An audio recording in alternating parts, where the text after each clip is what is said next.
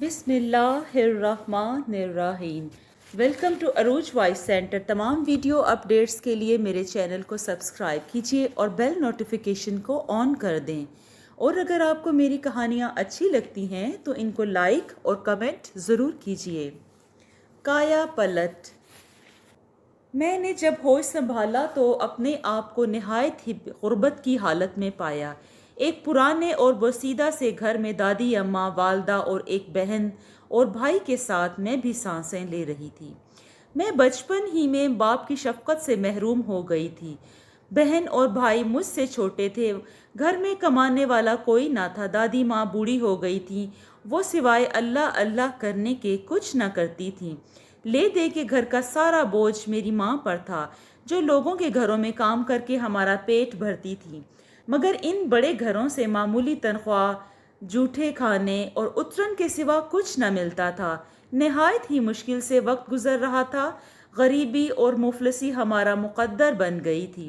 ہم زکوٰۃ، صدقات اور خیرات کے سہارے زندگی کے دن گزار رہے تھے۔ اپنی مرضی کا کھانا اور اپنی مرضی کے کپڑے خرید کے سلائی کروا کے پہننا ہمارے نصیب میں ہی نہ تھا۔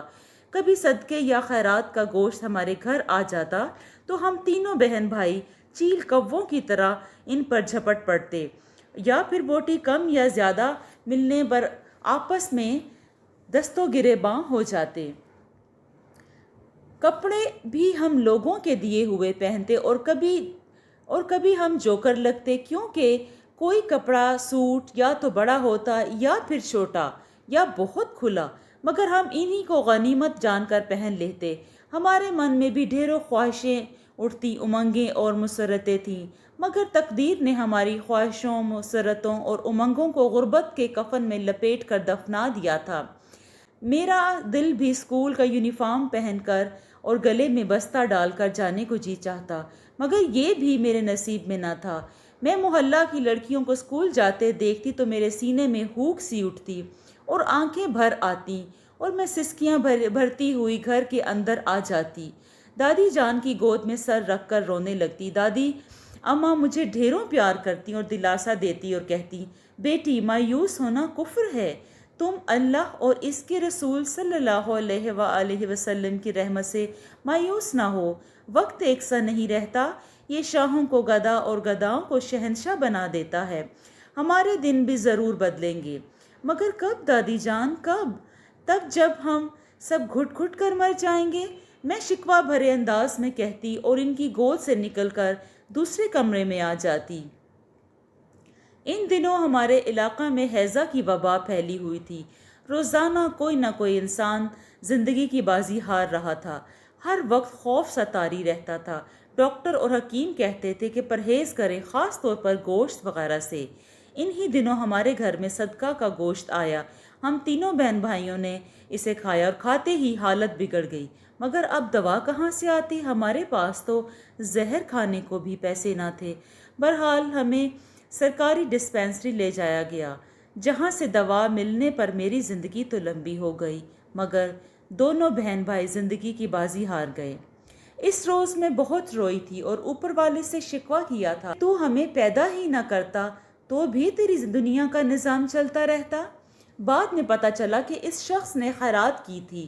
اس کی گائے بیمار تھی، اس نے بیمار گائے کا صدقہ دے دیا، کیونکہ اس کے بچنے کی امید نہ تھی۔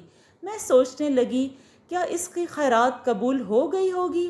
اس گائے کا گوشت کھانے سے کئی اور لوگ بھی بیمار ہوئے، مگر وہ بہتر علاج کی وجہ سے بچ گئے، مگر میرے بہن بھائی اس صدقے کی بھینٹ چڑھ گئے۔ اب تو میں اور بھی پریشان اور اداس رہنے لگی، مگر سوائے کڑنے کے اب بھی میں کیا اور میں کر بھی کیا سکتی تھی؟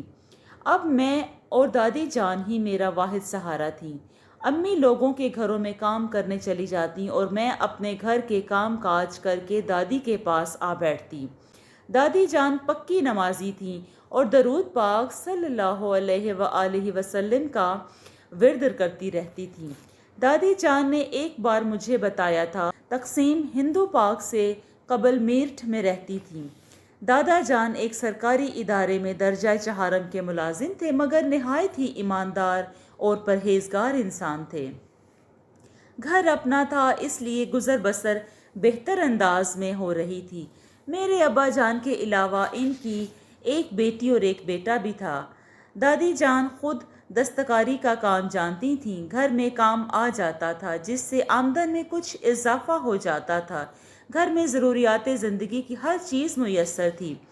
جب ملک تقسیم ہوا تو فسادات میں دادا جان کے علاوہ ان کا بیٹا اور بیٹی بھی مارے گئے۔ دادی جان اپنے ایک بیٹے کے علاوہ سب کچھ گنوا اور لٹوا کر پاکستان آ گئیں۔ وہ ماضی کو یاد کر کے اکثر رو دیتی تھیں اور کہتی تھیں کہ انہوں نے آزادی کی بہت بھاری قیمت ادا کی ہے۔ وہ اپنے وطن پاکستان سے بہت محبت کرتی تھیں، مگر پھر آہستہ آہستہ وقت گزرنے کے ساتھ ساتھ ان کی محبت کم ہوتی گئی، کیونکہ یہاں آ کر ان کا دکھوں سے ہی واسطہ رہا۔ انہیں پاکستان آنے کے بعد ایک قصبہ نما شہر میں حکیم کا ایک مکان مل گیا جو ان کے لیے سائبان بن گیا، مگر ہم سب بہن بھائی بھی اسی مکان میں رہتے تھے۔ دادی جان نے اپنے اکلوتے بیٹے کی خاطر بہت محنت کی اور اسے ماں ہی نہیں باپ کا بھی پیار دیا۔ ان کا بیٹا جب جوان ہوا تو انہوں نے اپنے جیسے ہی ایک خاندان میں اس کی شادی کر دی۔ میں اسی بیٹے کی اولاد ہوں۔ میرے ابا جان زیادہ پڑھ لکھ نہ سکے تھے۔ وہ کپڑا بنانے کی ایک مل میں کام کرتے تھے۔ شادی کے 2 سال بعد میں پیدا ہوئی۔ اس کے بعد میرا بھائی اور میری بہن اس دنیا میں آئے۔ جب میری پیدائش ہوئی تو ان دنوں ابا جان کچھ بیمار سے تھے، پھر ان کی بیماری طول پکڑ گئی،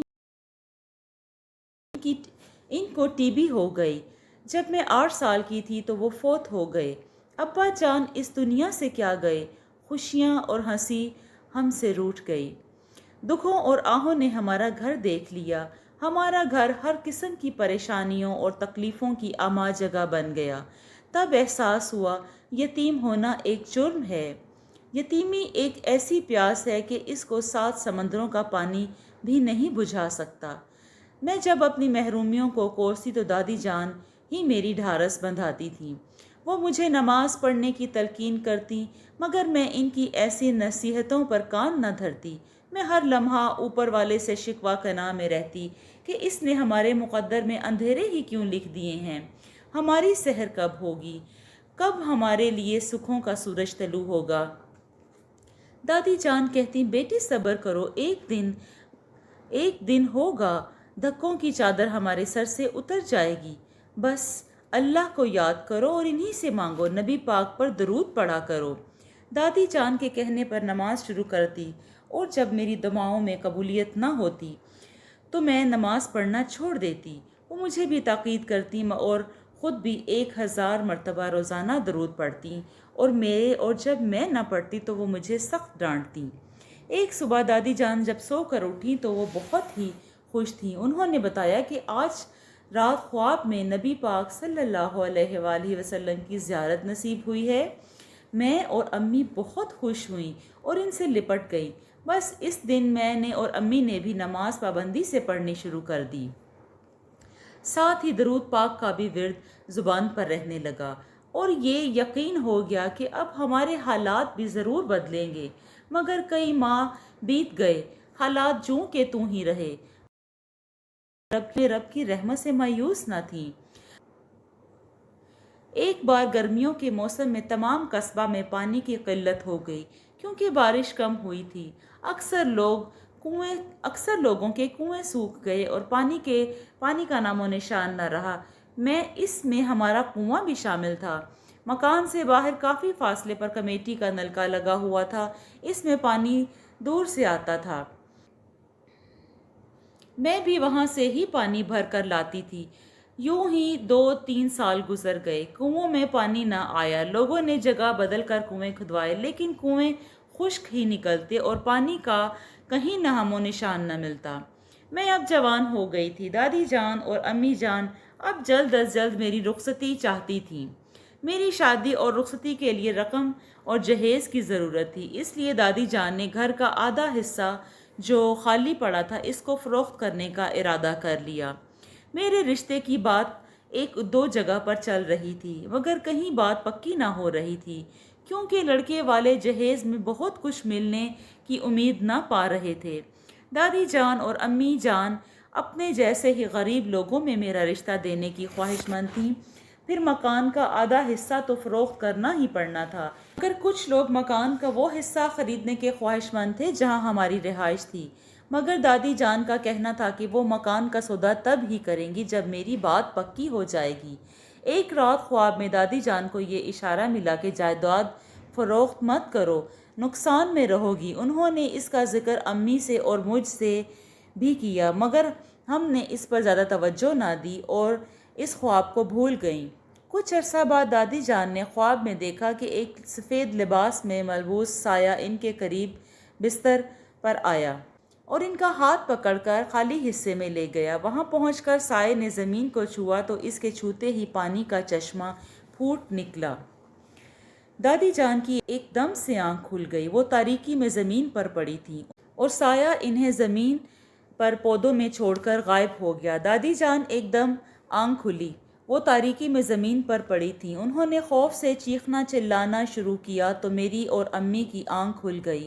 ہم فوراً ان کے پاس پہنچی، ان کو بڑی مشکل سے کمرے میں لائیں۔ ان کے کچھ حواس بحال ہوئے تو انہوں نے ہمیں خواب کے مسلسل آنے کے بارے میں بتایا۔ وہ کہنے لگی ہمیں اس جگہ زمین کھودنی ہوگی۔ ہم نے بھی ان کی ہاں میں ہاں ملائی اور اگلے دن ایک مزدور بلا کر اس جگہ سے زمین کھودنے کا کہا۔ اس نے 2 فٹ ہی زمین کھودی تھی کہ وہاں پانی کا ایک چشمہ پھوٹ نکلا۔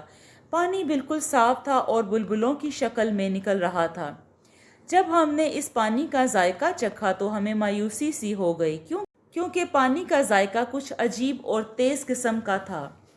پھر بھی ہم نے اس کو استعمال کرنا شروع کر دیا اور اس کے عادی ہو گئے۔ وہ پانی دادی جان کے لیے بہت ہی فائدہ مند ثابت ہوا اور ان کی صحت دن بدن بہتر ہونے لگی۔ ان کے جوڑوں کے درد میں نمایاں کمی آ گئی، کمزوری بھی دور ہونے لگی۔ انہوں نے وہ پانی محلہ کے ایک ڈاکٹر کو دکھایا۔ اس نے سونگھا، پھر چکھا اور یہ رائے دی کہ یہ پانی مدنی ہے۔ پھر اس ڈاکٹر نے وہ پانی لیبارٹری میں بھیجا تو وہاں سے بھی یہی رپورٹ آئی کہ یہ پانی مدنی ہے اور اس سے کئی بیماریوں کا علاج کیا جا سکتا ہے۔ جب اور لوگوں کو اس عجیب و غریب پانی کے متعلق معلوم ہوا تو لوگ پانی لینے کے لیے ہمارے گھر آنے لگے۔ لوگوں نے پانی کے معاوض ہمیں رقم دینا چاہی، مگر دادی جان نے منع کر دیا۔ اس پانی کی شہرت دور دور تک پھیل گئی۔ ایک دن ایک بڑا سائنسدان نما ڈاکٹر ہمارے گھر آ گیا اور اس پانی کی خاصیت سے بے حد متاثر ہوا۔ اس نے ایک بھاری رقم کے عوض ہم سے زمین کا وہ حصہ خرید لیا اور وہاں پر ایک لیبارٹری قائم کی۔ اسی ڈاکٹر نے ہمیں شہر میں ایک خوبصورت مکان خرید کر دیا، بینک اکاؤنٹ میرے نام سے کھلوا دیا جس میں ساری رقم جمع کرائی گئی۔ مہینوں میں ہماری زندگی بدل گئی، زندگی کی ہر آسائش میسر آ گئی، ہماری شادی بھی ہو گئی۔ برسوں بیت گئے، میں اب 2 بچوں کی ماں ہوں۔ دادی اور امی اب اس دنیا میں نہیں ہیں۔ میں اپنے شوہر اور 2 بچوں کے ہمراہ مدینہ منورہ میں رہتی ہوں، کیونکہ ہمارے نبی پاک صلی اللہ علیہ وسلم کا روزہ مبارک ہے۔ انہی کے طفیل تو مجھے زندگی میں خوشیاں ملی ہیں۔ میں اب روزانہ ہزاروں بار درود شریف پڑھتی ہوں اور مرتے دم تک قائم رہوں گی۔ قارئین، آپ بھی درود پاک پڑھ کر تو دیکھیں۔